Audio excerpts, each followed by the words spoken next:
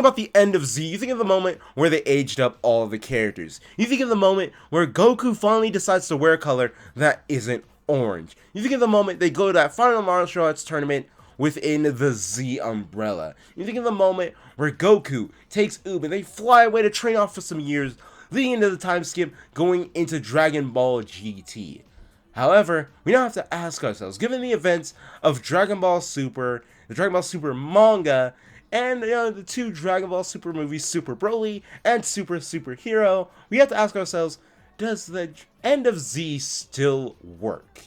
Does the end of Z still make sense within the grand scheme of things? But, before getting into that, let's go ahead and talk about the things that still would make sense, the things that still would work. And that would be, first up, the characters still being aged up. Time is still going to be a thing within the Dragon Ball universe. Time is still going to pass, and all the characters will then proceed to be aged up. The only thing that would definitely be a cog in that is Bulma, given that we know, given the events of Broly and Superhero, that she has been using the Dragon Balls to basically dial back her age a couple of years, do a bit of plastic surgery, couple cosmetics here and there. It is still wild to me that this woman really managed to look up at Shenron and say with her whole chest, "Make my buns firmer. I need me a sweet, firm booty, bro." Like, she really looked at Shenron and said all of that with her whole chest. Like, that is insane to me. How that is an actual wish made on the Dragon Balls. But that's besides the point, other than that, we still get all the characters being aged up. We still get that glorious moment where they age up Goten and Trunks. Get that glorious moment where we see Pan go from her infant stages into, that toddler phase. So that's going to be interesting to see again as well. Moving on, Goku wearing a color that isn't orange. Okay, yeah, see, here's the thing. I love to see this still happen. I feel like there's no reason for this not to happen. Especially since, they've gone on record to say, like, they're keeping the end of Z the same, even though I kind of call bullshit on that. Like, a lot of us do. I definitely still want one of these things to still be the same. Like, I still want, Goku to come in, that new end of Z, that blue gi. Everyone fucking loves that shit. Like, a lot of times, like, you can't lie. Like, in any Dragon Ball game where you're allowed to, like, change their outfit before the fight, choose what outfit they're wearing. A lot of you guys, like, when you choose Goku, like, more times than not, select the end of Z gi when that's an option. Like, you go in there, and you get that blue gi, you're set for the battle, and you pull up with that skill set, man. Like, I always do it, I'm guilty of it too. I still believe, like, there's no reason not to have Goku head into this blue gi, bro. However, we start to reach the cap there on a lot of the stuff that would remain the same. Because now we gotta move on to the tournament. Which, for me now, this is a little bit questionable if they still go to this tournament at all. Given a lot of what has happened in recent events of Super. So, first, let's go in assuming, they want to keep a lot of it the same. So, we have Goku and Vegeta still entering the tournament. That still would be a thing if they really want to have this tournament play out. We also still have Majin Buu in there. We still have, Goten and Trunks going in there as well. We also got little Pan in there, There's no kid division this time around, so she's going in. She's fighting the adults. And we also have Oob in there. However, we're going to get back to Oob in a minute. However, we do have a couple of offsets here. We do have a couple of other challengers that would be added to this. The likes of Gohan and Piccolo, for starters. Because right now, there's no reason for them not to enter the tournament this time around. Given the last time, Piccolo's asked about, like, entering the tournament, he basically says, enter the ring with the likes of you, nah, maybe your boy getting a little too old for this. Well, now times have changed. Now that we have Orange Piccolo, and now we know that Piccolo will be on a level to contend with Goku and Vegeta, as, well, for what level of Goku and Vegeta, jury's still out on that one. But there's no reason at this point now for him not to enter, so I can definitely see him getting in there. Same thing for Gohan, given with Beast Gohan, we know the Beast form is stronger than Orange Piccolo. So we know to a greater extent that he'll be able to compete with Goku and Vegeta as well. But again, given what level, we do not know yet. However, with Gohan, it's a bit of a mixed bag, though. Because for Gohan, as we all know, they can't write Gohan's character consistently for Dick. So Gohan's a bit of a mixed bag, so we don't know if, like, the next time we see him, he'll still be at that level of strength, whether or not they want to, like, somehow still weaken him for whatever reason, or come up with some bullshit reason for him to basically still not enter the tournament. However, to me, I still feel like he would have no reason to not enter this tournament, given his new drive for training and new drive to defend the Earth at this point now, in any event that Goku and Vegeta could not. And, you know, he'd still be with them at that point, should any threat show up. But, ultimately, given Gohan's writing, yeah, we don't know about that one, so that's still a mixed bag. And also another new challenger, the Juggernaut, the big boy himself, Broly. Yeah, Broly, remember the guy that was up there training on Beerus's world, you know, didn't really have the greatest grip on his power, but what if, by this point now, he's gained control of it? You know, he can power up without, you know, like, losing his shit. He can actually go into battles without going crazy and still have a hold of himself. And he's, like, fully mastered his power.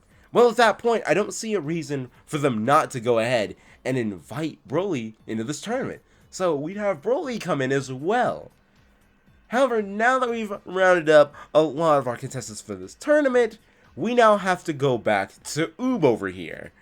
Yeah, so we all know that given the events of the Moro arc, Oob has God Ki.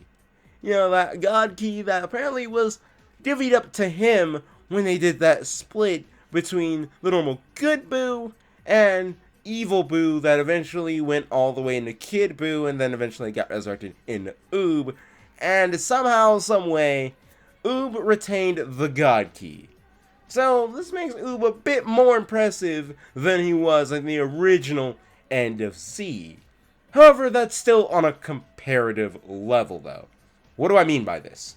Okay, so we know Oob, very, very impressive. You know, we saw him in the original End of Z. He had them hands, he had that dog in him a little bit, got them combos, got that power. Now, though, if you really put him next to the likes of, you know, the good Majin Buu, you know, Goten, Trunks, rest of the other human fighters, and maybe 18, 17, I don't know about that. But compared to most of them, oh yes, definitely 100%, he is very impressive. However, we gotta slide him over to the other end of the spectrum. When you put him next to the likes of Ultra Instinct Goku, Ultra Ego Vegeta, Broly, Orange Piccolo, and Beast Gohan. And then you also gotta argue 17 as well. I don't know. He's not looking so hot anymore, ultimately. He's simply not. Which kind of leads me to that ultimate question. Would Goku still feel enticed to challenge Oob? Because we know that Goku asks if, like, he'll be reincarnated as a good guy, you know, like, get that rematch in. You know, King Yema granted that request, so now we got Oob. However, given the amount of power that Goku has gained, and everyone that he has fought in the events of Dragon Ball Super, Goku probably now look at Oob and be like, oh man, like, you ain't looking like much anymore. Because in the original battle between Goku and Oob in the original End of Z, like, Oob was actually able to give Goku a little bit of work. Like, Goku, man, he didn't play enough Persona 5 to see a lot of that coming. He was like, oh, damn, you got that power behind you. Oh, shit. But here, it's going to be way different. Because Goku is built way different than he was in the initial End of Z, which kind of spells out a problem for them in wanting to keep everything the same. So, since I want to keep everything the same, let's play it out. Let's put the current Goku against the current Oob. Now, as I said before, you know, we know that Oob now has, like, the God Ki, and this is probably going to be stacked with whatever power he has that he had in the initial End of Z, basically. And now we have to look at Goku, who at this point now is quote-unquote mastered Ultra Instinct, and in clutch can pull out a whole Susanoo like he is the lowest key Uchiha. And he has basically been training himself to apply the properties of Ultra Instinct in all of his forms, including Base. Now we have to basically question, is Oob even going to be capable of touching Goku? Like, forget the fight of, like, if Oob can even fight Goku. Forget any of that. Can Oob touch Goku? Like, is Oob going to be even capable of that? Like, that is just going to be the most insane part. And, like, for instance, let's go ahead, give him credit where credit's due. Maybe he can. Remember that one hit where Oob got on Goku? And we had that moment where, like, we see Goku's arm kind of, like, frizz up, get that, like, vibration shake in there a bit. Okay, let's replace that with what would happen now. Where Goku's strength at currently, I don't think that's doing anything to Goku. Goku is just going to take that hit and be like, okay, my turn. And he's just going to proceed to body Oob. Like, Oob is basically going to walk into that ring a man and leave an omelet because Goku is going to fold him like one.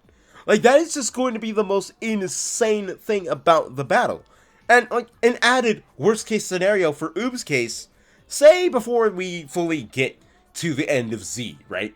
We decide to have this Black Frieza arc because, you know, in the recent end of Granola, we had Frieza come in and introduce that he's had this new form, Black Frieza, that he spent 10 years in a time chamber training to achieve this form. And this form basically allowed him to one-shot True Ultra Instinct Goku and Ultra Ego Vegeta, bodied them out, they're both on the ground, they're done. And let's say they have an arc where Goku and Vegeta take them on and they win. They take down Black Frieza, they did the training and everything to get on his level and beyond, and they beat him. Worst case scenario that happens, this is going to be a Goku that is just insane. This is going to be a Goku that won't even have to try, like, whatsoever. I feel like he's going to do that, like, Deku flick and just, like, blitz Oob out of that ring. Like, he's just going to do that, like, flick, and there's going to be enough, like, energy wave propelled and just smack Oob out of that ring. And even without that moment where, like, Goku takes out Black Frieza, and we just cap it at, like, end of Granola arc Goku. Goku is still going to dance on Oob. Like, even to an extent, I almost feel like I could confidently say, Goku could basically do what he did to beat Chi-Chi all the way back in Dragon Ball when they fought in the tournament. Do that same shit with Oob and, like, still beat that match. And still knock Oob out of that ring with the same move. Only difference is, it would be a much, much stronger at that point. Because at this point now, there's just no visible way I see Oob having a chance against the current Goku at all. And now I kind of have to ask this question of whether or not Goku would bother entering this tournament to challenge Oob at all. If he would even see it as something necessary whatsoever. Because we also gotta think about this for a minute. Because if Goku doesn't challenge Oob, without any of that, no one else enters this tournament at all. Because Goku was like looking at Oob's power in the original end of Z, was just like, oh yeah. Yeah, I want to fight that. I want to throw them hands. Yeah, let's go. And so he basically brings this up to Vegeta. Intrigued, Vegeta decides to enter as well. And, you know, also wanting to take this chance to fight Goku again. So he's like, yeah, well, let me get that round 2 in as well. And, you know, also due to this, you know, Goku brings Goten into this as well. And, like, he basically has Goten cancel his date. And then on Vegeta's end, Vegeta threatens Trunks' allowance, and he's like, enter or you ain't getting that money, bro. And so Trunks has to enter as well. And everyone else is going in, because they're like, oh, shit, yeah. Goku about to go in and enter? He's worried about this fighter? Oh, let me just go check out this match. Like, let me see my bros run the fade, yeah. But in this case, if Goku doesn't see that interest, no one else is going to really go to this tournament. Because at some point, Goku definitely is going to come down from, Beerus's world to see everybody again at some point. And he's going to see everyone else's power. He's going to take a look at Gohan and Piccolo and be like, oh shit, you leveled up. Let me check that power. Hold on. And, maybe he's more interested in challenging them. Maybe we get another battle between Goku and Vegeta, and they're actually going all out. Unlike what happened in the superhero movie, and it was just like their base form. No, they go all in. And we get a couple of mixed matches, and we get to include Broly as well, if he does master all his power, where he can remain himself when actually going into battle. So we're gonna get a lot of mixed matches between Goku, Gohan, Vegeta, Broly, Piccolo, all of them going into these matches, because honestly at that point their power looks more enticing, and they definitely would be more enticing to battle Goku rather than Oob at this point, because Oob doesn't stack up to the current level of power that a lot of the heavy hitters are at now, especially Goku, because Goku's at that point where it's just I gotta consider my options. Bro, am I even gonna be able to touch you? That's gonna be the most insane part about it. Because now we have a moment where Goku wouldn't really need to go to the tournament. He wouldn't really bother with a ring, because now, at that point, people wouldn't be able to go all out. But if we take the battlefield somewhere else, like a different spot on Earth, or Supreme Kai's world, or, on Beerus's world, we'd be able to go all out, no issues, and we'd be able to check the full extent of everyone's power. Oob really wouldn't be quite at that level yet, which would be the issue. Because, yes, we could still have a moment where Goku decides to, bring Oob along to check out the battles, but it would be to that lesser extent. Because, yes, we know that in the initial end of Z, Goku did hold back against Oob, but even then, Goku now would have to hold astronomically back. Because this would be a Goku that's well beyond what we got in the initial end of Z. And he could still test Oob's power then, but ultimately it wouldn't lead to much results for Oob's case. And it would be kind of questionable at this point now. Goku would be spoiled for choice a little bit. Because with Gohan's new drive for wanting to train, wanting to protect the Earth, and along with Piccolo, he could basically leave it to them. And just go on about doing what he does normally. He could train, and if something happens on Earth, he could be like, it's cool, Gohan and Piccolo got it, they'll be fine. Other fighters are there too, so it's whatever. It'll be the same with Vegeta as well. He'd be chilling up there with Goku, they'd both be training on Beerus's world. Earth would basically be covered. He really wouldn't need to look towards Oob for that reason at all.